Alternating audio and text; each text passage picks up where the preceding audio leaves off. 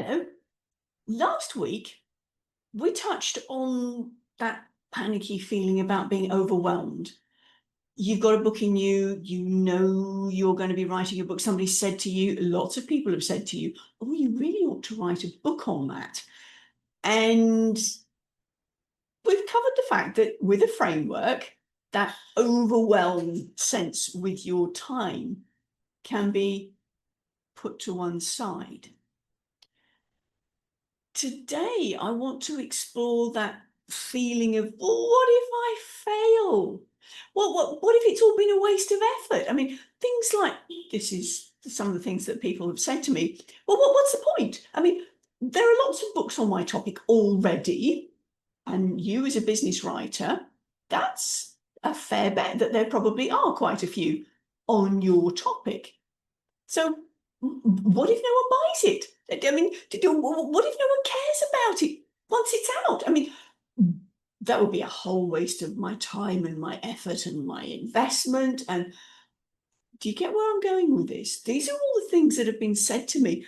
I've tried once, but I failed. I'm not a good writer. I start projects, but I don't finish them. I just don't want to invest the time and the money if it doesn't pay off. Back to any of those thoughts? So my question to you is,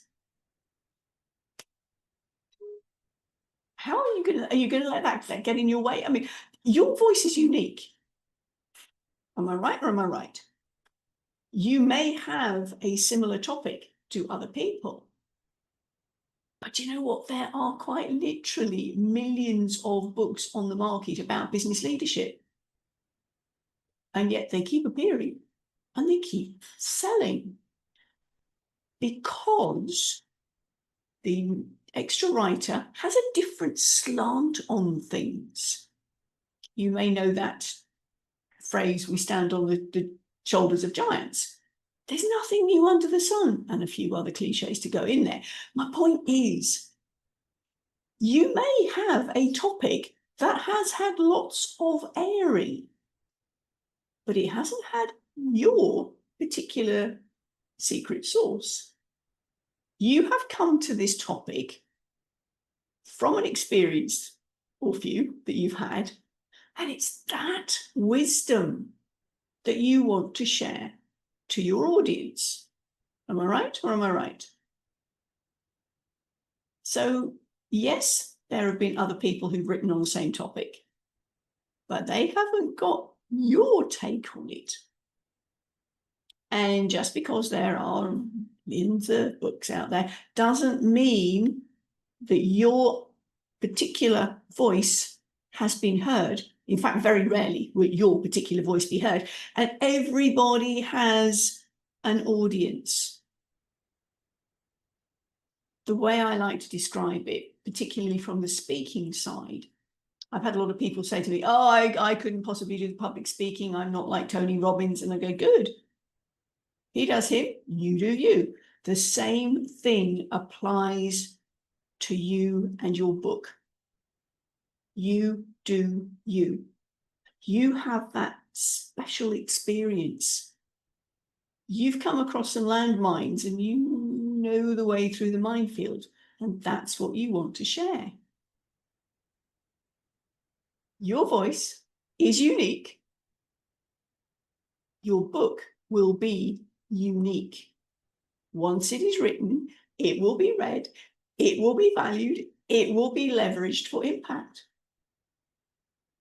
You're going to let your legacy die with you? No. Let's work on this together. Get your book out into the wide world. First things first is get it written.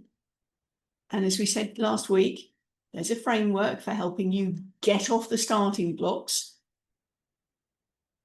Then we can get some momentum going. You get some feeling of, yeah, I've got runs in the board. I've got some momentum. And when you pat yourself on the back, because we all need to celebrate the little steps, and so many of us don't. we can celebrate every little step of the way. You get that sense of momentum, you get that dopamine hit and go, yes, I'm going to do this. I'm going to see it to the end. Because whether you're a Myers-Briggs completer finisher or not, you can finish it. Now, does that sound something that you feel you could tackle? Your unique voice, your unique source for your special audience. I'll see you next week, but in the meantime, if this is something that you want a little bit more information on, come and find me. Message me below. Your book is waiting inside you to burst out. And your audience is going, oh, please, please, when's it coming? When's it coming? For now, bye from me.